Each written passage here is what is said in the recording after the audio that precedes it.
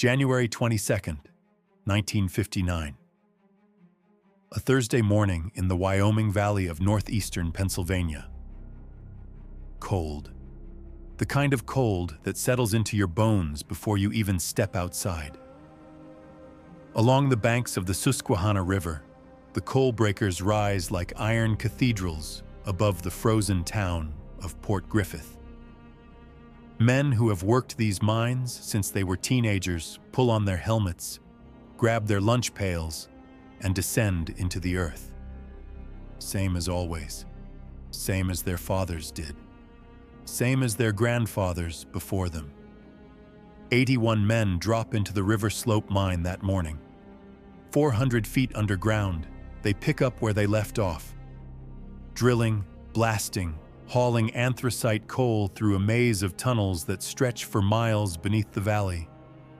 What they don't know, what no one has told them, is that directly above their heads, separated from 10 billion gallons of Susquehanna River water by a rock ceiling less than 6 feet thick, they are working inside a death trap that their own company built on purpose.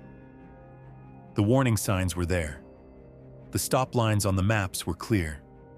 The inspectors had already ordered the digging to stop, but the Knox Coal Company kept pushing those men forward, toward the river, toward the thin rock, toward the money, and ignored every signal that the earth was about to answer back. At 11:30 in the morning, it did. This is the story of the Knox mine disaster. Not just a tragedy, a crime. To understand what happened beneath the Susquehanna River on January 22, 1959, you have to understand what coal meant to northeastern Pennsylvania and what it was becoming by the time Knox entered the picture. The Wyoming Valley sits in Luzerne County, a narrow stretch of land carved by the Susquehanna between long Appalachian ridges. Beneath it lies the largest concentrated deposit of anthracite coal in the world. Hard coal, the cleanest burning, highest energy coal ever mined. For nearly a century, this valley ran on it, and so did much of the eastern United States. At its peak in 1917, the northern anthracite field produced over 100 million tons of coal in a single year. Entire towns existed because of it. Families built their lives around it. Generations of Polish, Italian, Irish, and Lithuanian immigrants came to this valley with nothing and found work underground. The mines were dangerous. They had always been dangerous. But they were also the economy, the identity, the heartbeat of the region. By the 1950s, that heartbeat was fading. Natural gas and heating oil were replacing coal in American homes. Steel mills were shifting their fuel sources. Demand collapsed. Prices dropped. The big established coal companies, facing losses and rising costs, began pulling back. Rather than invest in safety and maintenance, many leased their mines out to smaller operations, contract mining companies, that could cut costs in ways the majors couldn't afford to be seen doing. Knox Coal Company was one of those operations. Founded by Robert Dougherty and Louis Fabrizio, Knox was a contract miner working a lease from the much larger Pennsylvania Coal Company. The mine they operated was called the River Slope Mine, near Port Griffith in Jenkins Township. 5 years old in 1959, but already extended far beyond its original boundaries. And that was the problem. State law was clear. No mining within 35 feet of a riverbed. The Pennsylvania Coal Company had drawn stop lines on the official maps, boundaries beyond which no digging was permitted. Those lines existed for one reason, because the Susquehanna River ran directly overhead, and the geology beneath it was not solid bedrock. It was a coal seam angled upward toward the surface, an anticline, meaning that the deeper miners dug forward, the closer they came to the river bottom. Knox knew this. Their own engineers knew this. State inspectors had identified the problem months earlier and issued orders to stop advancing in that section of the mine. Knox kept digging anyway. The seam was rich. The coal was there just a little further, just a few more feet, and nobody, it seemed, was willing to shut them down for good. Not the state, not the union, not the Pennsylvania Coal Company collecting its lease payments. So the men went back down every morning, and the river waited. By January 1959, less than 6 feet of rock and gravel separated 81 miners from 10 billion gallons of ice-cold water. Nobody told them. The morning of January 22nd starts like any other shift. The men ride the slope car down into the river slope mine before dawn, dropping 400 feet into the earth at a steep angle.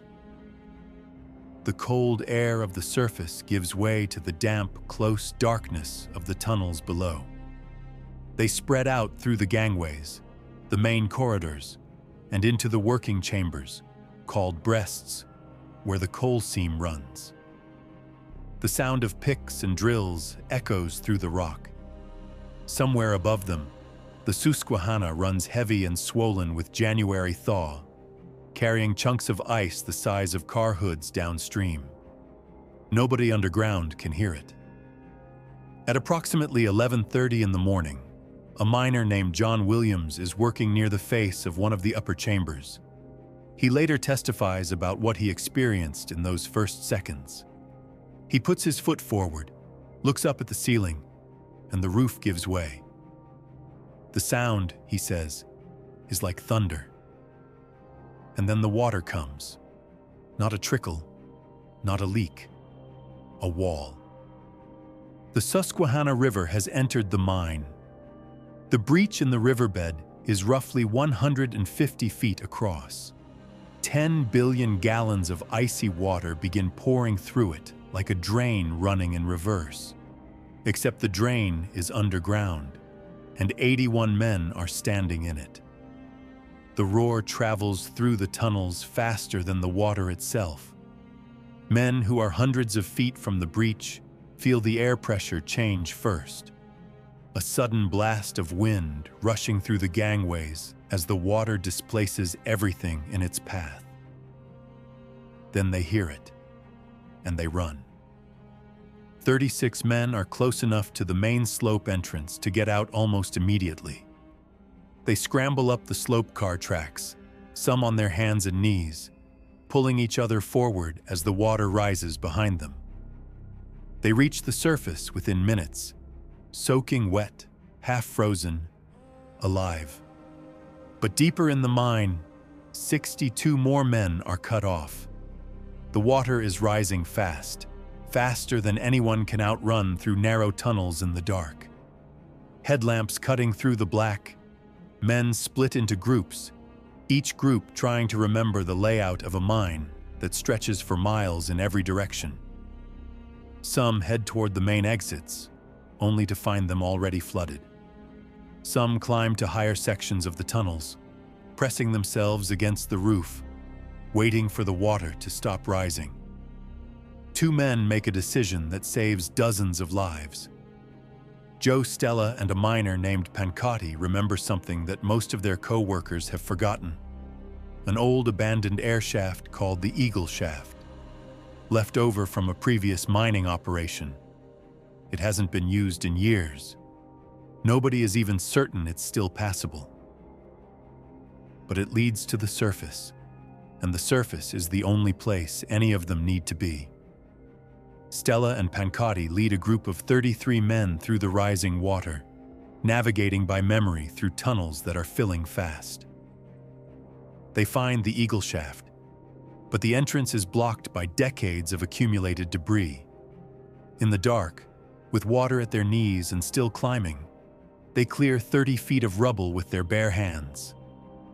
The shaft is vertical, 50 feet straight up, no ladder, no rope. Just the rough stone walls of a century-old air shaft. Pancotti goes first. He climbs the walls without a rope, using cracks in the rock, pressing his body against the sides until he breaks through to the surface. He runs for help immediately. Ropes are thrown down. A rescue team descends. One by one, 33 men are pulled out of the earth through a hole that most of them didn't know existed an hour ago. Pancotti is later awarded the Carnegie Hero Medal for what he did that day. 7 hours after the breach, a separate rescue team pushes through half-flooded tunnels and finds 26 more men wandering in the deeper sections of the mine, alive but exhausted, moving through water in complete darkness. They are guided out through a connected mine system, emerging hours after the river first broke through. In the end, 69 men make it out. 12 do not. Their names are Samuel Altieri, John Beloga, Benjamin Boyer, Francis Burns, Charles Featherman, Joseph Gazensky, Dominic Kowaleski, Eugene Ostrowski, Frank Orlowski, William Sinclair, Donald Stephanidis, and Herman Zelonis. Their bodies are never recovered. They remain entombed in the river slope mine to this day, sealed inside the tunnels beneath the Susquehanna River, in the same darkness where they were working when the roof came down. Above ground, on the surface of the river, something is happening that the whole valley can see. Where the breach opened in the riverbed, the Susquehanna is doing something no one has ever witnessed before. The river is draining, swirling down into the earth in a massive whirlpool, a vortex of black water and ice, like the earth itself has opened its mouth and is drinking. And nobody knows how to make it stop. On the surface, the crisis is not over. The whirlpool in the Susquehanna is still draining the river into the mines below. And if it isn't stopped, the flooding will spread through miles of interconnected tunnels beneath the entire Wyoming Valley, destroying what remains of the anthracite industry in a single afternoon. Engineers make a desperate decision. They cut the Lehigh Valley Railroad tracks running along the riverbank, bend them toward the water, and begin pushing railroad cars directly into the whirlpool. Gondola cars, hopper cars, mine cars, bales of hay, railroad ties, tons of coal waste and rock. Over 50 railroad cars and more than 400 mine cars go into that hole over the following days. The whirlpool swallows all of it. It takes 3 days to plug the breach. When it is finally sealed, with river diversions, earthen dams, and thousands of tons of debris, the damage is already done. 10 billion gallons of water have flooded mines across the entire valley. The pumps run for months. The state of Pennsylvania spends $5 million on the recovery effort and sends the bill to Knox Coal Company. Knox declares bankruptcy. The bill goes unpaid. What follows is one of the most damning investigations in the history of American labor. Prosecutors uncover what the miners in that valley had suspected for years, that the disaster was not an accident. It was the result of deliberate decisions made by people who knew exactly what they were risking and decided the coal was worth it. Robert Dougherty and Louis Fabrizio, the owners of Knox Coal, are indicted. So is August Lippy, the president of the local United Mine Workers District. And during the investigation, it is revealed that Lippy had been secretly a co-owner of Knox Coal itself, a direct violation of federal labor law. The union official responsible for protecting the miners had a financial stake in the company cutting corners on their safety. Some are convicted. Most convictions are overturned on appeal. The 12 men who died underground never received justice in any courtroom. Their widows waited more than 4 years to receive death benefits from the Union Health Fund. The Knox mine disaster did not just kill 12 men, it killed an industry. Within months of January 22, 1959, the major coal companies began withdrawing from the northern anthracite field entirely. The economics were already broken. Declining demand, aging infrastructure, the cost of constant pumping. Knox was the final proof that the era was over. By the 1970s, no large underground mines were operating in the northern field of Pennsylvania. The towns that had built their identity around coal, Pittston, Jenkins Township, Port Griffith, faced decades of economic transition that is still unfinished today. At the site of the River Slope Mine, a historical marker stands outside a funeral home in Jenkins Township. On it are 12 names. Every January, a small group gathers there. Family members, retired miners, local historians. They read the names aloud. They observe a moment of silence. And when the Susquehanna runs low in dry summers, people say you can still see the tops of railroad cars just beneath the surface of the water.